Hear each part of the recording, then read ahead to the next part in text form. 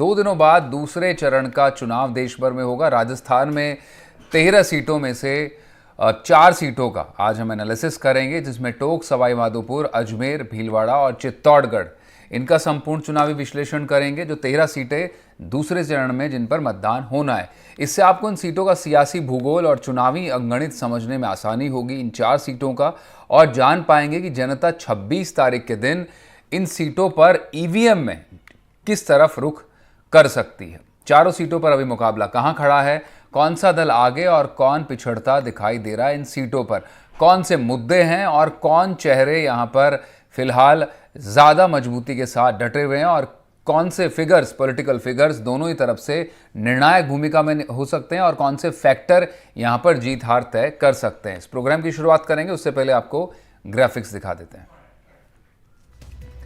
तो दूसरे चरण की 4 सीटें डिकोड होंगी। 2 सीटें जयपुर से सटी हैं।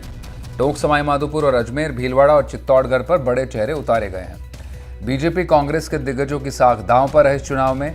चारों ही सीटों पर मोदी शाह के दौरे हुए हैं, सभाओं ने अहमियत बढ़ा दी, इसीलिए जयपुर से सटी टोंक, सवाई माधोपुर। और उसी के बारे में खास बात, अनूठा सियासी इतिहास है यहाँ का। पहले जनजातीय आरक्षित सीट थी, अब सामान्य है। पूर्व में नवाबों की नगरी के नाम से मशहूर था ये पूरा इलाका, और सवाई माधोपुर रणथंभौर नेशनल पार्क के लिए भी प्रसिद्ध है। ग्रामीण मतदाता ज्यादा हैं। खेती, एमएसएमई और पर्यटन मुख्य काम है यहाँ पर।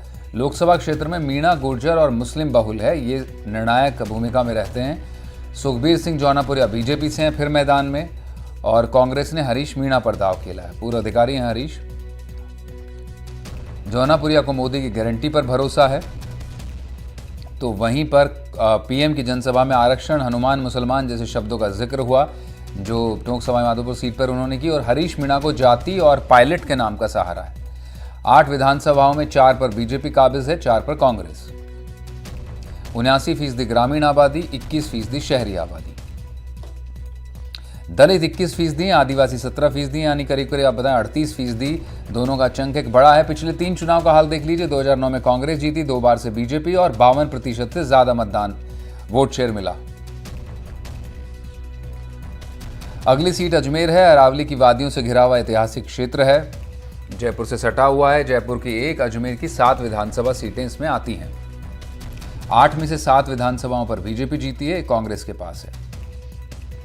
जाट बनाम जाट यहां मुकाबला है, दोनों कैंडिडेट चौधरी हैं। बीजेपी ने सांसद भागीरथ चौधरी का टिकट बरकरार रखा है, और कांग्रेस ने रामचंद्र चौधरी को प्रत्याशी बनाया है। जाट प्रभावी हैं, कुछ जगह ब्राह्मण, कुछ जगह राजपूतों का दबदबा है। जाटों के अलावा दूसरी जाति वर्ग यहां नतीजे तय करेंगे। मुस्लिम वोट बैंक की भी कुछ जगहों पर, इलाकों में अपनी अहमियत है, विधानसभा सीटों पर भी। अजमेर का चुनावी आप देख लीजिए अंगणी 3 बार का, बीजेपी 2 बार से, एक बार 2009 में कांग्रेस जीती, और पिछले चुनाव में करीब 65% वोट शेयर बीजेपी को मिला। अगली सीट चित्तौड़गढ़ है। 2 नामी चेहरों के बीच मुकाबला है। बीजेपी से सीपी जोशी प्रदेश अध्यक्ष हैं, और वहीं कांग्रेस से उदयलाल आंजना मैदान में है। पूर्व विधायक भी हैं, पूर्व मंत्री भी रहे हैं उदयलाल आंजना, उनको उतारा गया है। ब्राह्मण और राजपूत मतदाता यहां पर निर्णायक होने जा रहे हैं। सीएम, डेप्यूटी सीएम का ताल्लुक इन दोनों जातियों से है राजस्थान में, और सीपी जोशी भी खुद ब्राह्मण है। पहला आम चुनाव जनसंघ ने इस सीट से जीता था, ये बड़ी गौर करने वाली बात है, और पिछले 5 चुनावों में सिर्फ 1 बार कांग्रेस जीती है। ग्रामीण आबादी 85% है यहाँ पर, वनवासी इलाका है, और 15% शहरी आबादी है। दलित 21% हैं, आदिवासी 13% हैं। चित्तौड़गढ़ का हाल देख लीजिए आप, करीब 67% से ऊपर बीजेपी को पिछले लोकसभा चुनाव में मतदान हासिल हुआ, और उससे पहले 60%, उससे पहले 2009 में 50% वोट शेयर के साथ कांग्रेस जीती थी। भीलवाड़ा का आखिरी सीट बीजेपी के दामोदर अग्रवाल, कांग्रेस के सीपी जोशी में मुकाबला है। ब्राह्मण और वैश्य समीकरण चुनाव के केंद्र में होंगे यहां पर। कपड़ा नगरी के नाम से मशहूर है भीलवाड़ा इलाका। गृह मंत्री अमित शाह अब जनसभा कर चुके हैं, दौरा कर चुके हैं, और अग्रवाल राजस्थान बीजेपी के महासचिव हैं, उनका यह पहला चुनाव है। सीपी जोशी कांग्रेस के पुराने दिग्गज चेहरे हैं और पूर्व केंद्रीय मंत्री भी रहे हैं। विधानसभा अध्यक्ष भी थे। ग्रामीण आबादी 81% है भीलवाड़ा में और 19% आबादी शहरी है। तो एमएसएमई सेक्टर्स वस्त्र नगरी के रूप में खासतौर पर जाना गया। दलित आबादी 17% है और आदिवासी 10% है। 3 चुनाव का आप हाल देख लीजिए। करीब 55% वोट शेयर बीजेपी को पिछली बार मिला। इतना ही कांग्रेस को 2009 में मिला था। 2014 में बीजेपी जीती थी 57% के साथ। 2 बार से बीजेपी यहां पर काबिज है। तो मेहमान हमारे साथ जुड़ चुके हैं। सुरेश गर्ग बीजेपी से स्पोक्स पर्सन होंगे, कांग्रेस से पुनीत जांगू होंगे हमारे साथ, और अमिताभ भूषण हमारे पॉलिटिकल एनालिस्ट और सिफोलॉजिस्ट भी होंगे।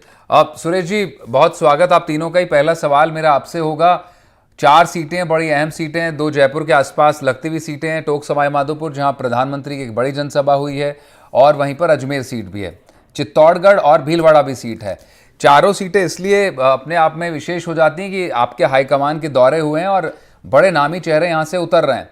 क्या आपका असेसमेंट है इन सीटों को लेकर? कितनी आश्वस्त बीजेपी है फिलहाल?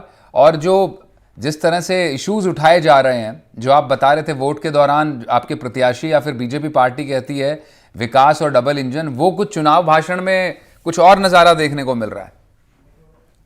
देखिए मनीष जी, भारतीय जनता पार्टी इन चारों सीटों को निश्चित रूप से जीत रही है। पिछले 2 टर्म के चुनाव आपने देखा होगा, 2014 और 2019 के चुनाव देखे होंगे, जिसमें हमने टोंक सवाई माधोपुर, भीलवाड़ा, अजमेर और चित्तौड़गढ़ चारों सीटें हमने जीती है। और अभी भी हम चारों सीटें निश्चित रूप से जीतेंगे। वैसे तो हमारा पूरे 25 की 25 पूरे राजस्थान में जीत के आ रहे हैं, तो इसलिए हमें कहीं पे भी किसी तरीके का कोई संशय नहीं है। जिस तरीके से पिछले 10 साल से नरेंद्र मोदी जी ने जो विकास किया है, जो विकास की गंगा पूरे हिंदुस्तान में बहाई है, राजस्थान में भी विकास का मॉडल जो प्रस्तुत किया है, वो जनता को पता है। कि जनता को ये पता है कि एक जो नरेंद्र मोदी जी है, जो एक स्थायी सरकार दे सकते हैं, एक मजबूत सरकार दे सकते हैं, और जनता को मजबूत सरकार पर ही भरोसा है। इसलिए हम चारों सीटें निश्चित रूप से जीतेंगे। एक आपने देखा होगा सवाई माधोपुर के अंदर की आरसीपी का बहुत बड़ा मुद्दा हुआ करता था। हमने जैसे ही भारतीय जनता पार्टी की सरकार राजस्थान में आई, हमने तुरंत आरसीपी का मुद्दे को समझौता किया और हमने उसको तुरंत लागू करने के प्रयास किए। तो आप ये देखिए कि जो 5 साल से लटकाया भटकाया रखा था ईआरसीपी को, उसको हमने जैसे ही सरकार बनी है, पिछले 100 दिन के अंदर हमने तुरंत उस पर समझौता किया। तो ये ऐसी सरकार है जो स्थायी सरकार के जो कहती है वो करती है। ठीक है, आपने ईआरसीपी का जिक्र किया, निश्चित रूप से पूर्वी राजस्थान के लिए बड़ा मुद्दा है। और टोंक सवाई माधोपुर की आप बात कर रहे हैं, वहां पे प्राइम मिनिस्टर की रैली भी हुई है। आपको लगता है ईआरसीपी के अलावा एक खास जमात, हनुमान और मुसलमान, ये भी मुद्दे हैं, उसके भरोसे भी आपको वोट मिलेंगे? देखिए मनीष जी, भारतीय जनता पार्टी कभी तुष्टीकरण की राजनीति नहीं करती है। केवल ये कांग्रेस है जो तुष्टीकरण की नहीं, जो ये 3-4 शब्द आप लगातार उछाल रहे हैं, क्या इन पर भी वोट मिलेगा आपको?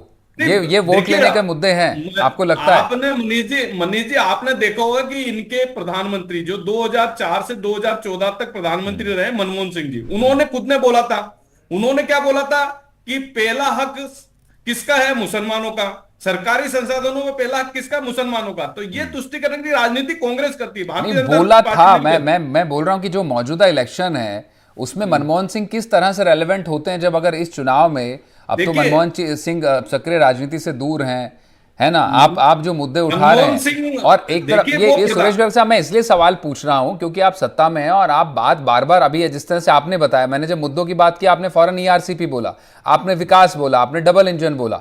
तो वही मैं बोल रहा हूं कि जब इनके साथ साथ ये मुद्दे सुनाई पड़ रहे हैं पिछले कुछ समय से, 2019 में भी हनुमान मुद्दा था, कर्नाटक चुनाव में भी हनुमान मुद्दा था, और इस चुनाव में भी हनुमान और मुसलमान फिर से मुद्दा है। आपको लगता है इस पर भी बीजेपी को वोट मिलेगा?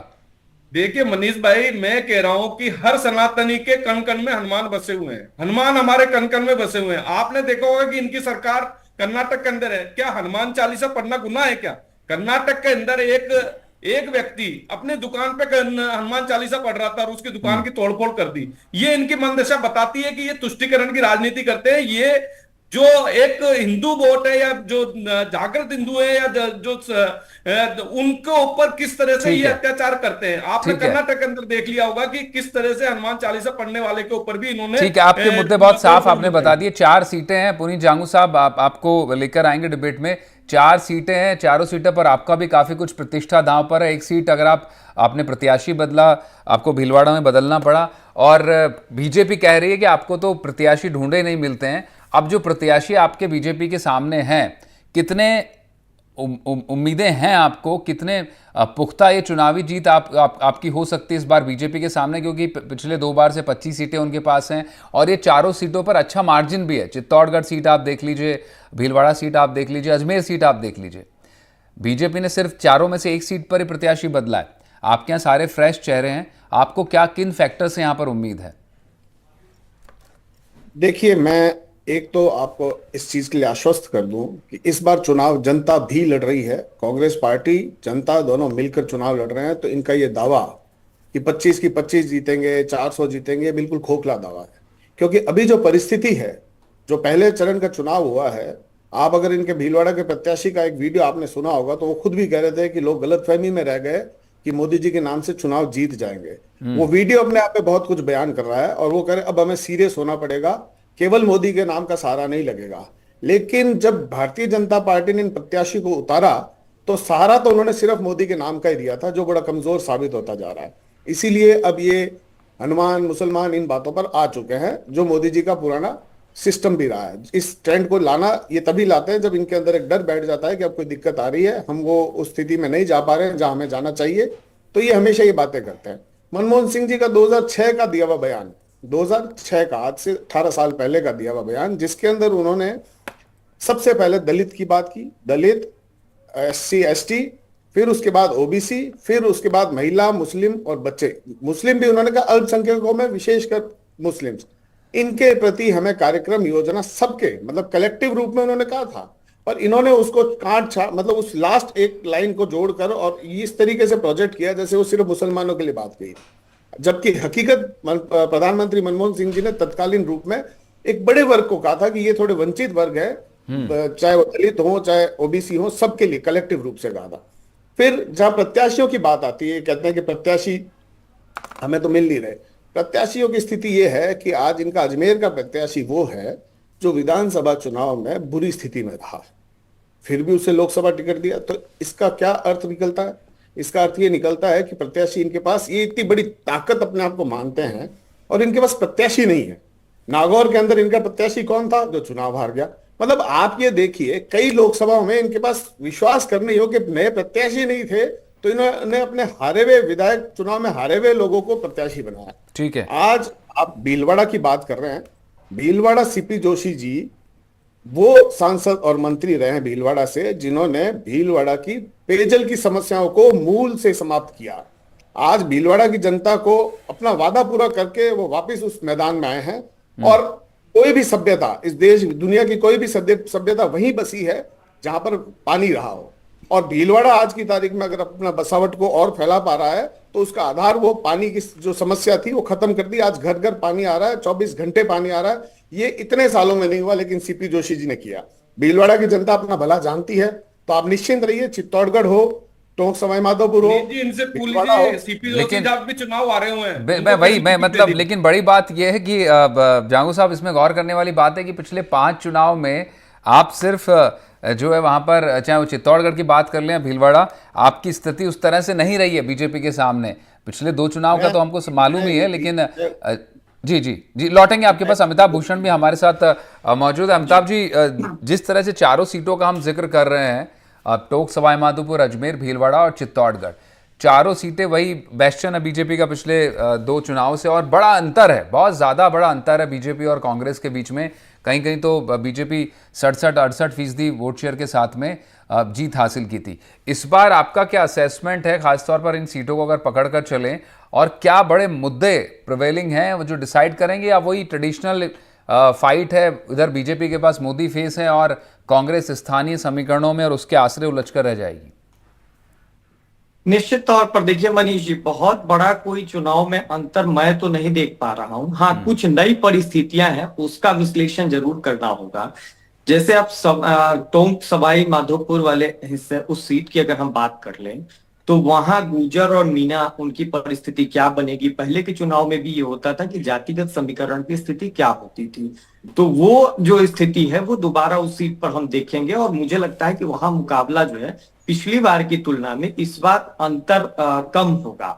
वो परिस्थिति नहीं रहेगी जो 2019 में इस सीट पर रही है। उसके पीछे कई फैक्टर हैं, उसमें सचिन पायलट का वो इलाका है, उस इलाके में उनकी जो भूमिका रही है उसका कितना असर होता है, फिर बाकी के जो वोट है।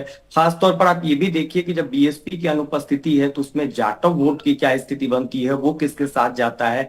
और साथ ही साथ आप देखिए अभी श्री राम का जिक्र हो रहा था, जब राम जी का जिक्र चुनाव में होता है तो हनुमान का भी जिक्र होता है। तो बीजेपी के साथ पिछली बार जो हनुमान थे, हनुमान बेनीवाल, वो इस वक्त कांग्रेस के साथ हैं, तो उसके असर को भी समझना पड़ेगा। अब दूसरी सीटों पर भी अगर हम जाते हैं, चित्तौड़गढ़ में सीपी जोशी साहब बहुत बढ़िया चुनाव लड़ते हैं, लेकिन इस वक्त वहां चंद्रभान सिंह आके की क्या भूमिका होती है, उसकी वजह से बीजेपी के लिए जो परेशानी खड़ी हो सकती है या सीपी जोशी के लिए जो परेशानी खड़ी हो सकती है, उसको वो किस तरीके से उससे निपटते हैं, उस पर ध्यान रखना होगा चित्तौड़गढ़ की सीट में। साथ ही साथ एक जो परिस्थिति बनी है कि राजस्थान के भीतर जो अपोजिशन है, खासतौर पर कांग्रेस है, वो एक नैरेटिव चला रही है कि बीजेपी वहां ब्राह्मणों के हाथ में पार्टी और सरकार सब कुछ दे चुकी है। तो ऐसे में राजपूत समुदाय के भीतर एक नाराजगी की परिस्थिति बताई जा रही है।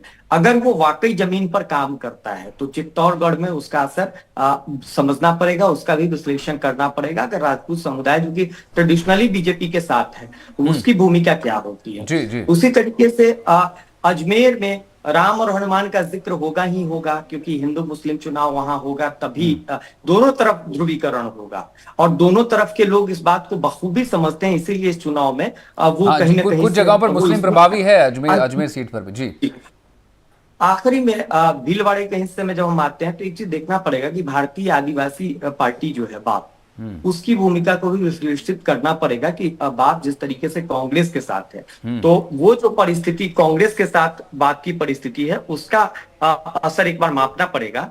और साथ ही साथ ये भी देखना पड़ेगा कि आदिवासी जो ट्रेडिशनली बीजेपी को वोट कर रहे थे वो क्या करेंगे।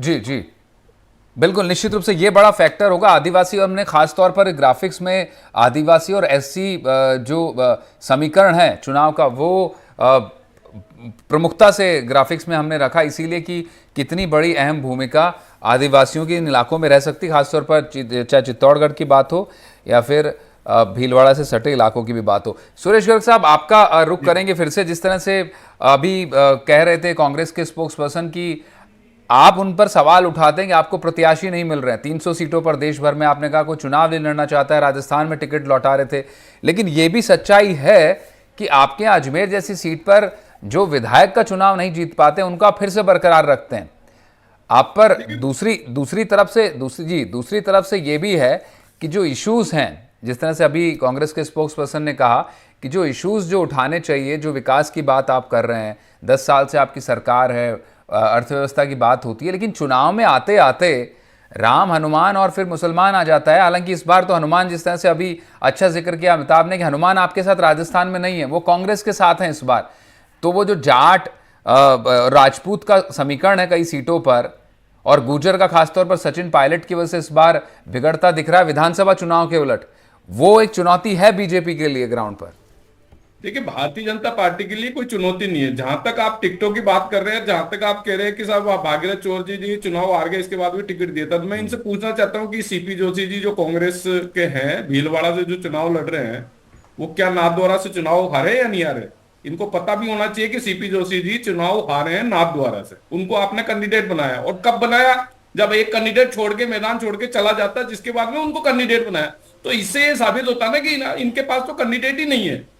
फिर मैं कह रहा हूं, आज हमने पूरे हिंदुस्तान में 437 कैंडिडेट उतार दिए, इनके अभी तो 200 सवा 200 से ज्यादा कैंडिडेट उतरे ही नहीं रहे पूरे हिंदुस्तान के अंदर। इनको तो कैंडिडेट ही नहीं मिल रहे।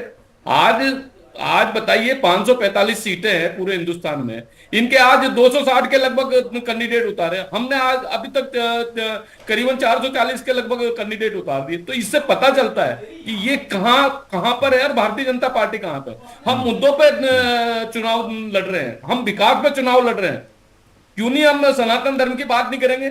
क्यों नहीं करेंगे? जब ये हिंदू विरोधी बातें करते हैं, जब सनातन धर्म का विरोध करते हैं, जब राम भगवान का ये विरोध करते हैं, राम को काल्पनिक मानते हैं, जब इनके जो इंडिया अलायंस वाले लोग हैं वो ये कहते हैं कि सनातन धर्म को खत्म कर देंगे, तो क्यों नहीं बात करेंगे? तो ये सब चीजें तुष्टिकरण ये करते हैं। आपने खुद ने देखा होगा, जब रामनवमी का जुलूस था उस पे धारा 144 किसने लगाई थी? इनकी जब सरकार थी। पीएफआई को कोटा के अंदर परमिशन दे रहे हैं जुलूस निकालने की, लेकिन अगर भगवान राम की जयंती निकालने की अगर परमिशन भी लेनी पड़ती है और वो परमिशन भी नहीं देते, धारा 144 लगाते, तो उससे पता लगता है कि तुष्टिकरण कौन कर रहा है। भारतीय जनता पार्टी नहीं कर रही, कांग्रेस तुष्टिकरण कर रही। जी नहीं सुरेश जी, लेकिन एक बात बताइए जरा, आप भीलवाड़ा में आप देखिए खुद अमित शाह पहुंचते हैं और फिर वहीं पर नरेंद्र मोदी का दौरा होता है, जनसभा होती है, लगातार वो राजस्थान में सक्रिय रहे और टोक सवाई माधोपुर इलाके में। जब आप बोल रहे हैं कि बीजेपी लेके चुनौती नहीं है, तो अब आला कमान को इतनी ताकत झोंकनी पड़ रही है चुनाव में। आपको दौसा में पहले वाले चरण की आप बात कर लीजिए, वहाँ पर भी उन सीटों पर जो प्रमुख सीटें थी, तो बड़ी शख्सियतें जब भी किसी सीट पर आती हैं, अपने आप में ये इम्प्लिसिट है कि वहाँ पर ग्राउंड पर कहीं चुनौती है। देखिए मनीष भाई, मैं कह रहा हूं कि कोई चुनौती नहीं है, हमारे पास नेता है, वो चुनाव प्रचार में आ रहे हैं। अब इनके बता दीजिए, इनके नेता क्यों नहीं आ रहे? 13 लोकसभा सीटों के अंदर क्यों मना कर दिया इनके नेताओं ने आने के लिए? उनको पता है कि इन 13 लोकसभा के अंदर एक भी सीट जीत के नहीं आ रहे, तो प्रचार करने से इनको क्या फायदा? हमारे पास नेता है, ठीक है, वो आ रहे हैं। तो अपना आप काम कर रहे आपका हैं, लेकिन मैं इनके आखिर में नेता अब क्यों- समय के इनके आखिरी नेता पड़ाव क्यों पर दूर हो सुरेश गए जी, यहाँ पे? ये जो चारों सीटें मैं बता रहा हूं, क्या कॉमन फैक्टर है? क्या सिर्फ मोदी का चेहरा काफी है या फिर आपके फेवर में अलग अलग स्थानीय समीकरण भी आपके फेवर में है? आपका ये कहना है? देखिए, स्थानीय समीकरण भी हमारे फेवर में है और आज मोदी का चेहरा सबसे बड़ा चेहरा है पूरे वर्ल्ड के अंदर। 76% ठीक मोदी है। जी की रेटिंग अब पुनीत जी, है। हम पुनीत कमल जी, के फूल के हम एक बात कर रहे हैं कि हम हर व्यक्ति से ये कह रहे हैं कि आपका वोट मोदी जी को वोट, ठीक है। प्रधानमंत्री मोदी जी को वोट है। अगर आपने जिसने भी वोट दिया वो प्रधानमंत्री मोदी जी के पास में डायरेक्ट वोट जा रहा है, तो इसलिए हम कह रहे हैं कि भाई बिल्कुल, कमल के वो समझ में आता है, निश्चित रूप से आपका चेहरा बहुत साफ है। बिल्कुल। अब पुनीत जी, ठीक है मनीष भाई, इनसे पूछ लीजिए कि क्या इनका चेहरा राहुल गांधी है? क्या नहीं, इनका मैं वही चेहरा पुनीत जी से है? जवाब लेते। कौन है पुनीत इनके जी, प्रधानमंत्री? इनका चेहरा हम कह रहे हैं कि हमारे साफ है, प्रधानमंत्री इनकी नरेंद्र चालें मोदी बहुत क्लियर हैं कि भाई प्रधानमंत्री इन्हें घोषित किस तरह कर से लें। सियासी चाल चलनी है। आप किस मुद्दे पर, अगर आप क्योंकि कांग्रेस गठबंधन है इस बार तो चुनाव में, आप आरएलपी के साथ में, अब बाप के साथ में, हालांकि भले कुछ सीटों पर आप ही के सामने वो लड़ रही है बाप पार्टी, लेकिन आपने उनको बांसवाड़ा सीट पर समर्थन दिया है। आपके लिए क्या की फैक्टर्स हैं, क्या डिसाइडिंग फैक्टर इन 4 सीटों के लिए या दूसरे चरण के लिए है, संक्षिप्त में? देखिए मोदी सरकार ने पिछले 10 सालों के अंदर एक और जुमला भी इन्होंने दिया था कि हवाई चप्पल वाले को मैं हवाई जहाज में भेजना चाहता हूं। वो हवाई चप्पल वाले की हवाई चप्पल इन्होंने छीन ली, ना वो रेल के लायक रहा, हवाई जहाज तो बहुत दूर की बात है। नंबर आज जो परिस्थितियां बनी है बेरोजगारी की, आप देखिए कि बेरोजगारी दर लगातार बढ़ती जा रही है। देश को एक नकली कितनी है बता दो। आप बीच 2004 से में बोलिए, 2014 आप और सुरेश जी, 2014 खत्म कर लीजिए, से पुनीत जी को, 2024 के समय थोड़ा कम है। आप बीच में मत बोलिए, आप बीच में मत बोलिए। नहीं तो बता दो ना, अब आप बीच में मत बोलिए। 2004 से हाँ जी, 14 पुनीत जी, जल्दी कितनी से है, खत्म कीजिए जी, बता प्लीज। दीजिए, पता लग जाएगा। जो बेरोजगारी की बताइए ना, स्थिति आप है क्यों वो बोलो? आज दुनिया के सामने है। अग्निवीर जैसी योजना लाकर आप यकीन नहीं करेंगे, आज की तारीख में गुरखा जो हमारी बटालियन है वो लगभग खत्म होने की कगार पर है, क्योंकि गुरखा जो है वो अब चाइना की सेना में जा रहे हैं। भारतीय जो युवा है जो सेना में जाना चाहते थे, उनका मोह भारतीय सेना के प्रति कम होता जा रहा है। क्यों? क्योंकि उनके पिता तो नौकरी कर रहे हैं और बेटा रिटायर होकर घर आ जाएगा। तो ये परिस्थितियां हैं इनकी। इन्होंने जो जन विरोधी नीतियां पिछले 10 साल में लागू की हैं एक आम आदमी, और आज की परिस्थिति ये है कि इनको चुनाव जीतने के लिए, चुनाव में जाने के लिए महिलाओं को डराना पड़ रहा है कि आपका मंगलसूत्र छीन के दे दिया जाएगा। मैं इनको चैलेंज करता हूं कि मेरे पार्टी के मैनिफेस्टो में एक क्लॉज बता दे जिसमें ये लिखा हो कि हम किसी का धन छीन के किसी दूसरे को देंगे। ठीक है, बिल्कुल। वो उस पर अभी बात मतलब फिलहाल खैर नहीं हो रही है। अमिताभ, लास्ट में आखिर में आपसे संक्षिप्त में 20 सेकंड में, अब जब दूसरे चरण में 13 सीटें, उसमें से 4 सीटें हमने आज डिस्कस की, आपको क्या लगता है वाकई स्थानीय समीकरण, चाहे वो ब्राह्मण राजपूत समीकरण हो या जाट राजपूत समीकरण हो या गुर्जर मीणा समीकरण हो, अलग अलग सीटों पर खासतौर पर, आपको लगता है वो परम्यूटेशन कॉम्बिनेशन, क्योंकि कांग्रेस ने भी उस हिसाब से प्रत्याशी उतारे इस बार राजस्थान में, जाट बनाम जाट, गुर्जर बनाम गुर्जर, एसटी सीटों पर एसटी, तो आपको क्या लगता है कि जो वोटर एक तरफा जिस तरह से 2 चुनाव में रहा बीजेपी की तरफ, उस तरह का कुछ रुख रहने वाला है या फिर भिन्न होगा?